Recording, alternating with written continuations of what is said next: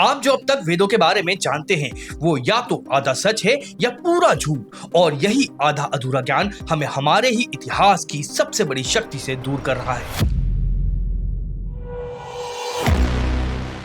क्या सच में हजारों साल पहले ही बिग बैंग से लेकर ब्लैक होल तक का रहस्य लिख दिया गया था? और अगर हाँ, तो क्या आज के वैज्ञानिक इस सच से डरते हैं? इसका जवाब आपको अगले कुछ मिनटों में चौंका देगा और विज्ञान और धर्म को देखने का आपका नजरिया हमेशा के लिए बदल देगा। इस वीडियो में हम सबसे पहले ब्रह्मांड के जन्म के उस रहस्य को खोलेंगे जिसे ऋग्वेद में लिखा गया है और जो बिग बैंग की थ्योरी से सीधा टक्कर देता है। फिर हम समय की उस गिनती को समझेंगे जो अरबों साल आगे की बात करती है, एक ऐसी गणना जिसके सामने आज का विज्ञान भी छोटा पड़ जाता है। और अंत में हम उस सबसे बड़े सवाल का जवाब देंगे, क्या वैज्ञानिक सच में वेदों से डरते हैं? इसका जवाब आपकी सोच से बिल्कुल अलग है।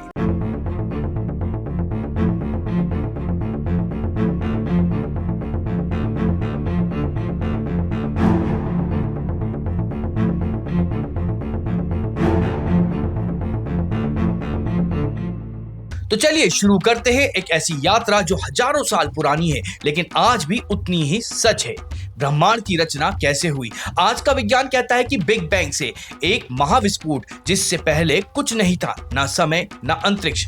लेकिन रुकिए, ऋग्वेद के नासदीय सूक्त में लिखा है, सृष्टि से पहले ना तो सत्य था ना ही असत्य था, ना आकाश और ना पृथ्वी। इसका मतलब है ना कोई पदार्थ था, ना अंतरिक्ष और ना ही समय, सिर्फ एक शून्य और अंधकार। आधुनिक विज्ञान इसी स्थिति को सिंगुलरिटी कहता है। यह एक बिंदु है जिसमें सब कुछ समाया था। हमारे ऋषियों ने इसे हजारों साल पहले ही बता दिया था।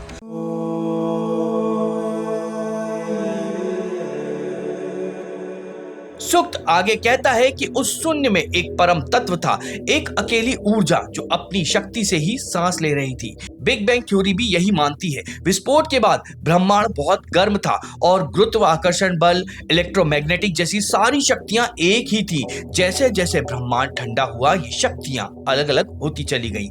वेद कहते हैं कि ब्रह्मांड के निर्माण के समय एक नाद यानी ध्वनि उत्पन्न हुई थी, वही ध्वनि जिसे हम ओम कहते हैं। क्या यह सिर्फ एक संयोग है या एक गहरा विज्ञान जिसे हम अब समझना शुरू कर रहे हैं?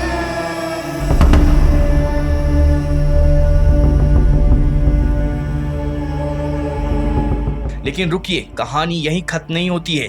वेदों का ज्ञान सिर्फ ब्रह्मांड के जन्म तक सीमित नहीं है, ये समय की उस गणना को भी बताता है जिसे सुनकर आपके होश उड़ जाएंगे। वेदों के अनुसार 4 युग होते हैं, सतयुग, त्रेता युग, द्वापर युग और कलयुग। इन चारों को मिलाकर एक चतुर्युगी या महायुग बनता है जो 43,20,000 साल का होता है। लेकिन यह तो बस शुरुआत है। ऐसे ही 1000 महायुग मिलकर ब्रह्मा का सिर्फ एक दिन बनाते हैं जिसे कल्प कहते हैं। इसकी अवधि होती है 4 अरब 32 करोड़ साल। जब महान वैज्ञानिक कार्ल सेगन ने यह गणना देखी तो वह भी हैरान रह गए कि एक प्राचीन सभ्यता समय को इतनी विशाल पैमाने पर कैसे देख सकती है। यह जानकारी दिमाग हिला देने वाली है ना? अगर आप ऐसे ही गहरे रहस्य जानना पसंद करते हैं जो हमारे ग्रंथों में छुपे हुए हैं तो कुछ सेकंड रुककर हमारे चैनल को सब्सक्राइब कर दीजिएगा, क्योंकि आगे जो आने वाला है वो इससे भी ज्यादा हैरान करने वाला है।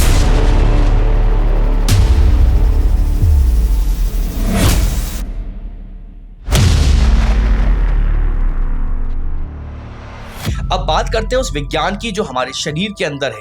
वेद कहते हैं कि ये पूरा ब्रह्मांड और हमारा शरीर सिर्फ 5 तत्वों से बना हुआ है, पृथ्वी, जल, अग्नि, वायु और आकाश। इन्हें पंच महाभूत कहा जाता है। ये सिर्फ एक दर्शन नहीं, यही आयुर्वेद का आधार भी है।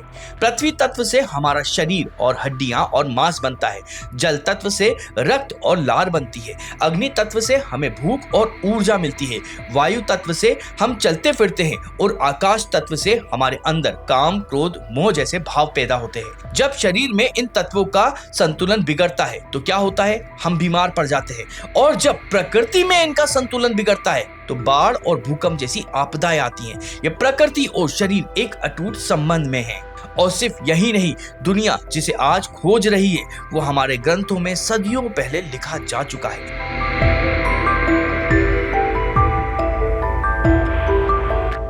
सोचिए, दुनिया को शून्य, जीरो किसने दिया? भारत ने। पृथ्वी अपनी धुरी पर घूमती है, ये कॉपरनिकस से भी 1000 साल पहले किसने बताया? हमारे महान खगोलशास्त्री आर्यभट्ट ने। पाई की लगभग सटीक वैल्यू 3.1416 किसने दी? यह भी बताया कि यह एक अपरिमेय संख्या है, आर्यभट्ट ने। आज जो प्लास्टिक सर्जरी होती है उसका जनक किसे माना जाता है? महर्षि सुश्रुत को, जिन्होंने हजारों साल पहले मोतियाबिंद की चिकित्सा, शल्य चिकित्सा तक की कर दी थी। तो इन सभी सबूतों को देखने के बाद में सवाल वही है, क्या वैज्ञानिक सच में वेदों से डरते हैं?